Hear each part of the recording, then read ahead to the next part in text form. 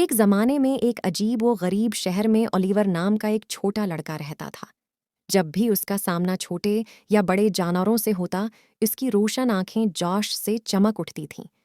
تاہم مخلوقات کے لیے اولیور کی محبت نے اس کے گھرانے میں تنازعہ کو جنم دیا۔ اس کی والدہ مسز تھامسن کو جانوروں سے شدید نفرت تھی۔ پالتو جانوروں کے ذکر سے ہی اس کی ریڑھ کی ہڈی میں کپ کپی طاری ہو گئی۔ ایک پیارے دوست کے لیے اولیور کی التجا کے باوجود وہ اپنے گھر میں کسی بھی مخلوق کے ہونے کے خلاف اپنے موقف پر ثابت قدم رہی۔ بے خوف ہو کر اولیور کو قریبی جنگل میں سکون ملا، جہاں اس نے وسکرز نامی ایک آوارہ بلی کے بچے سے دوستی کی۔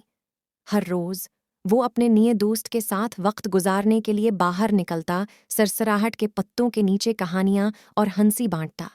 جیسے جیسے وقت گزرتا گیا، اولیور کا وسکرز کے ساتھ رشتہ مضبوط ہوتا گیا۔ تاہم اس کی ماں نے اس کی پراسرار گمشدگی کو محسوس کرنا شروع کر دیا۔ ایک دن تجسس اس سے بہتر ہو گیا اور اس نے اس کی پیروی کرنے کا فیصلہ کیا۔ اس کی حیرت میں مسز تھامسن نے جنگل میں اولیور کی خفیہ پناہ گاہ دریافت کی۔ اپنے بیٹے کے چہرے پر خالص خوشی کا مشاہدہ کرتے ہوئے جب وہ سرگوشیوں کے ساتھ کھیل رہا تھا تو اس کا دل نرم ہو گیا۔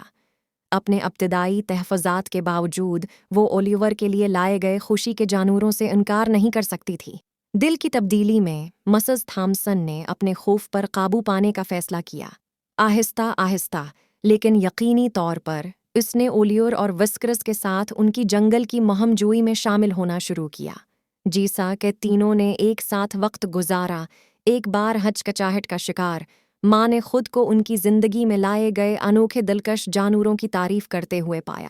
آخر میں اولیور کی جانوروں سے محبت نے نہ صرف اس کے اور اس کی ماں کے درمیان فاصلوں کو ختم کیا، بلکہ انہیں قبولیت اور سمجھ بوجھ کا انمول سبق بھی سکھایا۔ اور اس طرح تھامسن کا گھرانہ نہ صرف اولیور اور وسکرز کے لیے ایک پناہ گاہ بن گیا، بلکہ اس خوشی کی ایک نئی تعریف کے لیے جو جانور لا سکتے تھے،